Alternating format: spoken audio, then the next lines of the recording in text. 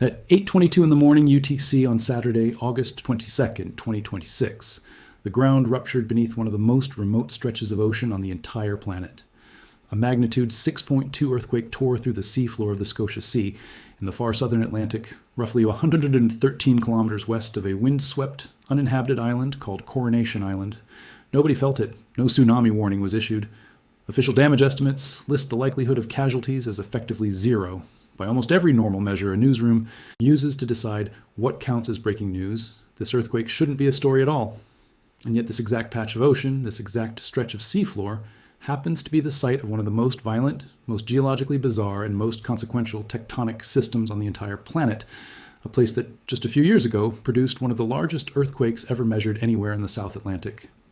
So this video isn't really about a moderate earthquake that hurt no one. It's about the extraordinary chaotic geology sitting underneath it, why scientists keep a close eye on this corner of the world despite how empty it looks on a map, and why an earthquake nobody felt is still worth understanding. According to the United States Geological Survey, a strong, shallow earthquake registering magnitude 6.2 struck the Scotia Sea at 8:22 UTC on Saturday, August 22nd, 2026. The European Mediterranean Seismological Center independently confirmed the same magnitude and the same depth. Approximately 10 kilometers, a genuinely shallow rupture by global earthquake standards. The epicenter was located roughly 113 kilometers west of Coronation Island, a small, glaciated, essentially uninhabited landmass that forms part of the South Orkney Islands, itself one of the loneliest island groups anywhere on Earth. The practical impact assessment tells you almost everything you need to know about why this earthquake didn't make front-page news anywhere. The USGS's automated pager system, which estimates population exposure to shaking in the immediate aftermath of any earthquake worldwide, found no meaningful population exposure at all within the mapped shaking radius. There simply aren't enough people living anywhere near this stretch of ocean for the earthquake to threaten anyone directly. The agency issued a green alert for both shaking-related fatalities and economic losses, its lowest. Severity classification reserved for events where the likelihood of casualties and damage is considered low to negligible. The National Weather Service's Pacific Tsunami Warning Center separately confirmed there was no tsunami threat to Caribbean coasts or any other populated coastline from this event. In short, a genuinely strong earthquake happened in a genuinely extreme remote part of the world, and it will almost certainly never appear as a line item in any disaster database anywhere. That's not unusual for this particular stretch of ocean. It's actually the norm. To understand why an earthquake in the middle of nowhere deserves any attention at all, you have to understand exactly what nowhere means in this specific case. The Scotia Sea sits between the southern tip of South America and the Antarctic Peninsula, and it happens to host one of the most structurally chaotic and scientifically fascinating tectonic systems anywhere on the planet.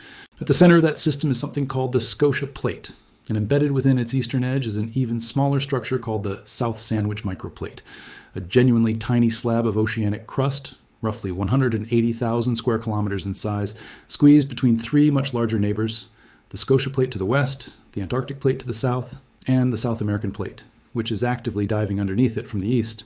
This entire configuration exists because of an extraordinarily awkward piece of geometry. Somewhere between the southern tip of South America and the northern edge of Antarctica, the roughly east-west trending mountain chain of the southern Andes had to somehow connect to the roughly north-south trending spine of the Antarctic Peninsula. Nature's solution to that geometric problem was to build an entire miniature system of plates, microplates, spreading ridges, and subduction zones, all crammed into a comparatively small stretch of ocean, each one accommodating a different piece of that awkward directional transition. The specific structure responsible for producing earthquakes like this week's magnitude 6.2 event is called the South Sandwich Trench, sometimes referred to as the Scotia Trench.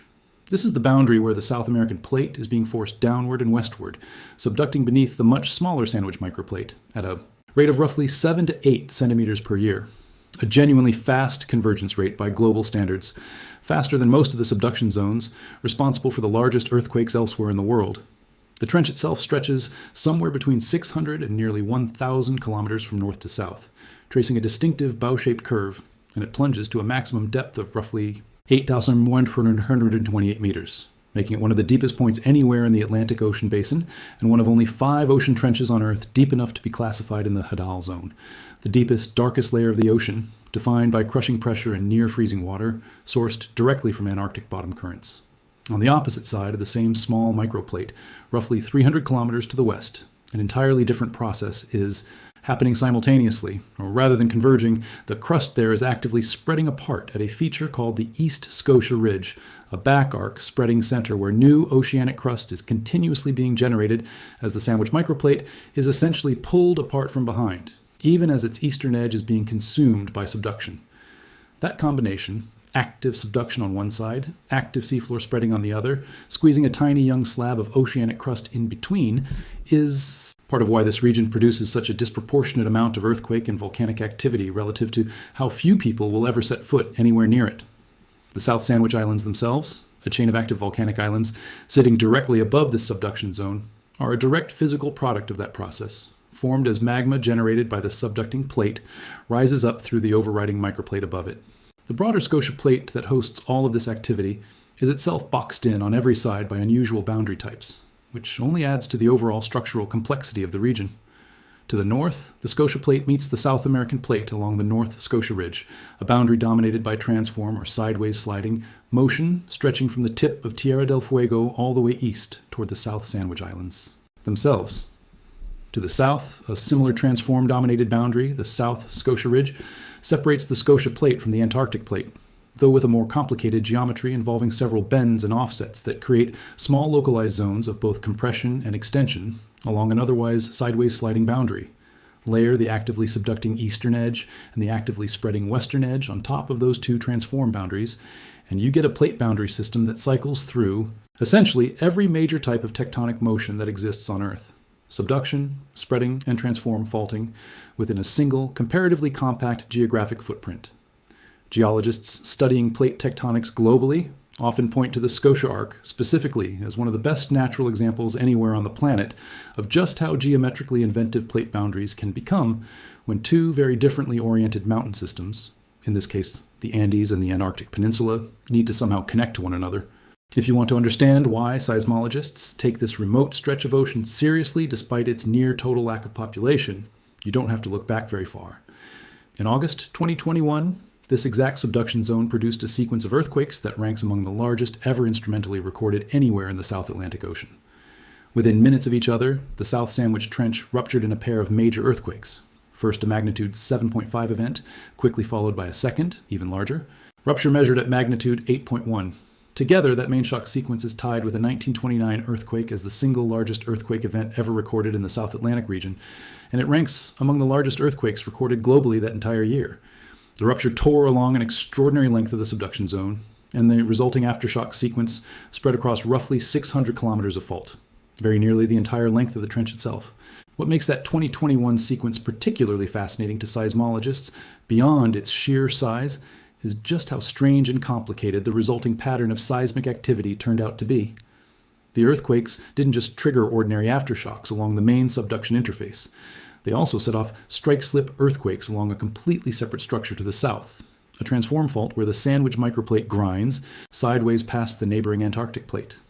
And they triggered a separate cluster of normal mechanism earthquakes reaching as large as magnitude 7.1, out in what's called the outer rise, the zone of the subducting plate seaward of the trench itself, where the descending slab bends downward and physically cracks under the strain before it ever reaches the main subduction boundary.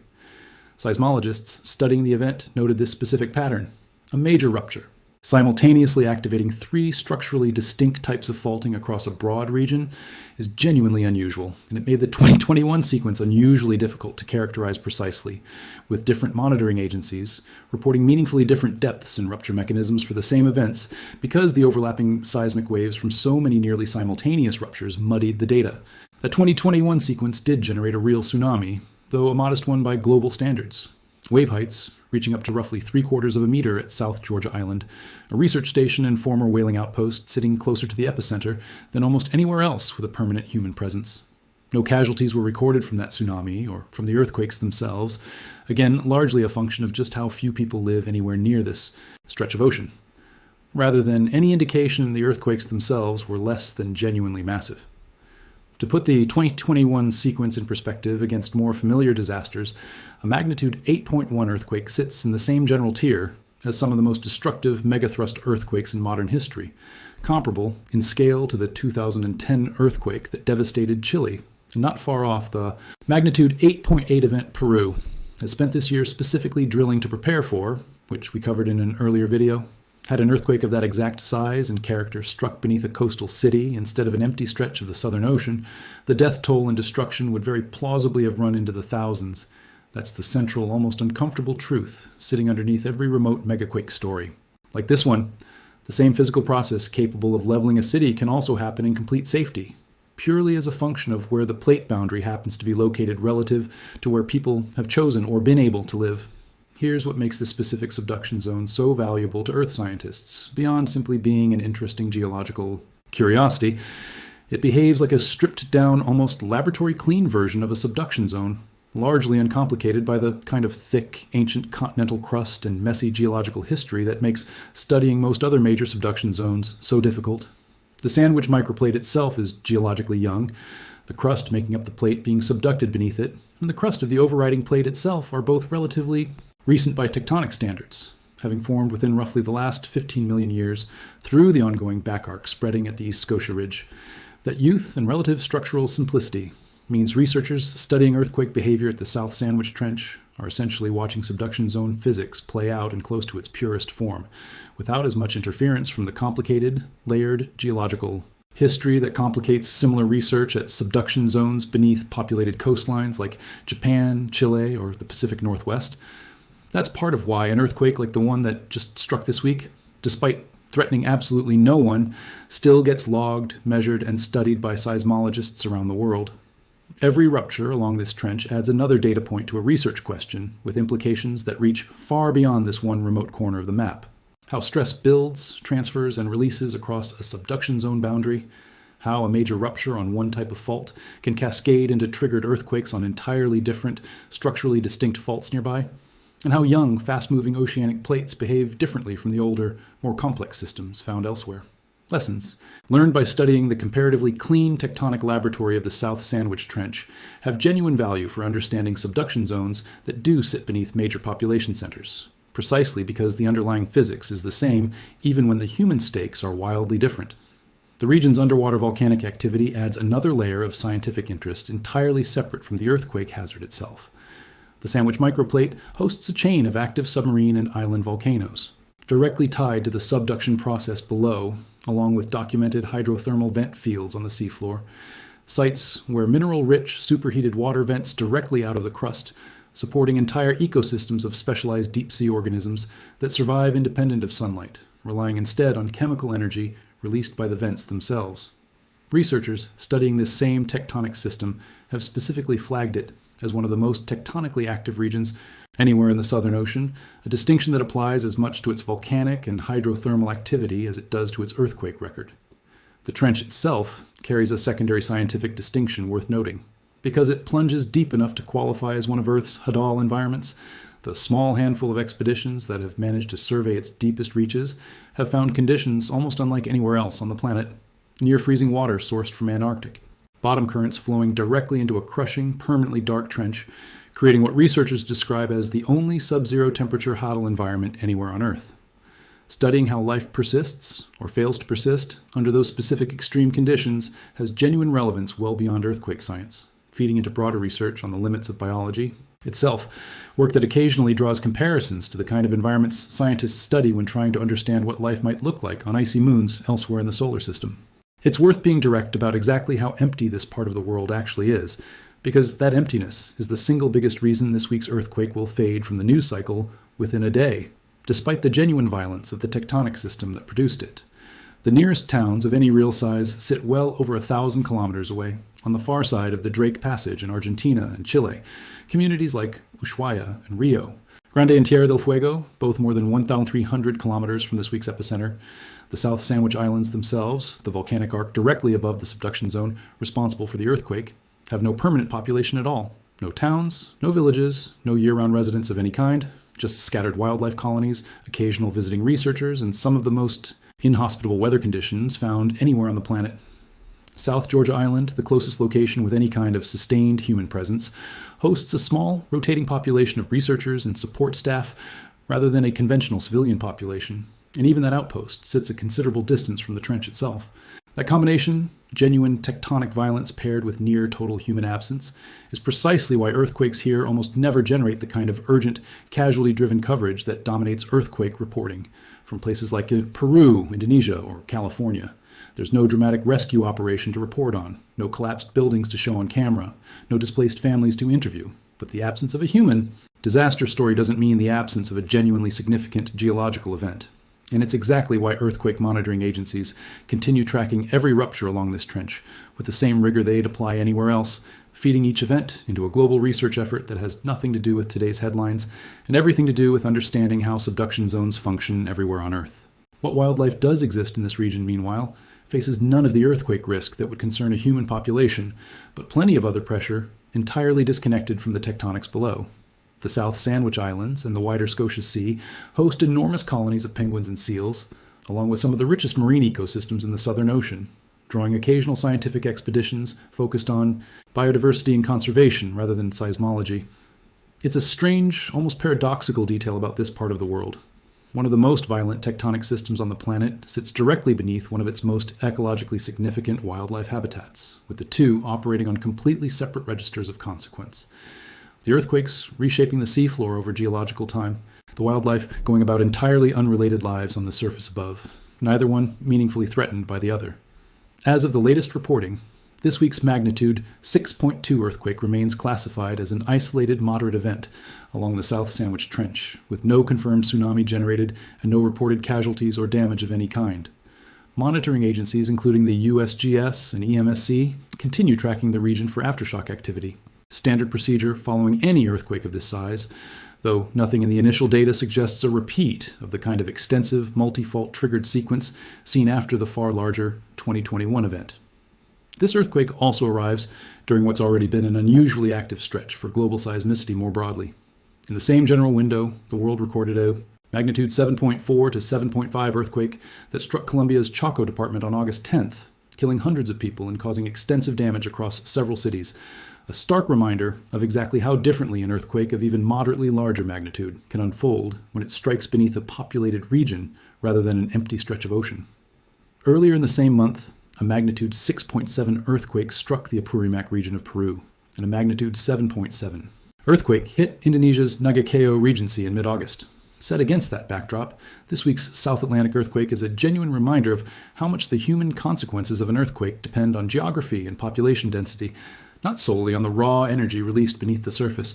Worth noting too, this isn't even the only earthquake of this general size to strike this exact stretch of the South Sandwich Trench recently.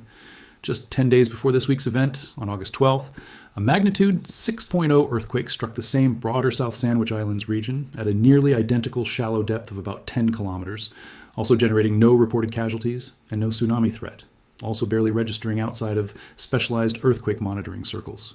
2 moderate to strong earthquakes along the same trench within less than 2 weeks isn't necessarily evidence of anything unusual building beneath the surface. This remains one of the most consistently active subduction zones on the planet, and moderate earthquakes here are a routine, near constant occurrence rather than a rare event. But it does underscore just how much seismic activity this specific stretch of ocean generates on an ongoing basis, almost entirely outside of public awareness, simply because there's rarely anyone nearby for it to affect. There's a real lesson buried in a story like this one, and it has nothing to do with imminent danger to anyone. It's about what actually determines whether an earthquake becomes a headline story or a quiet entry in a scientific database. Magnitude alone never tells you the full picture. A magnitude 6.2 earthquake beneath a populated city can injure thousands of people and cause billions of dollars in damage. The exact same magnitude, 6.2 earthquake beneath the Scotia Sea, barely registers as news at all, not because the physics were any less violent, but because there was simply no one there for it to hurt. And yet that emptiness doesn't make the underlying tectonic system any less remarkable. Squeezed into a stretch of the Southern Ocean most people will never see, encounter, or even think about, sits one of the most structurally chaotic, fastest moving, and scientifically revealing subduction zones anywhere on the planet, a system capable of producing, within the same decade, both a magnitude 8.1 earthquake ranked among the largest ever recorded in the South Atlantic, and a magnitude 6.2 event so inconsequential to human life that it barely made it into the news cycle at all. Both of those earthquakes came from the exact same trench, the exact same tectonic process, The exact same relentless collision between a massive continental scale plate and a tiny, fast-moving sliver of oceanic crust caught in between. That's ultimately the value in covering a story like this one, even when nobody was hurt and nobody even felt the ground move.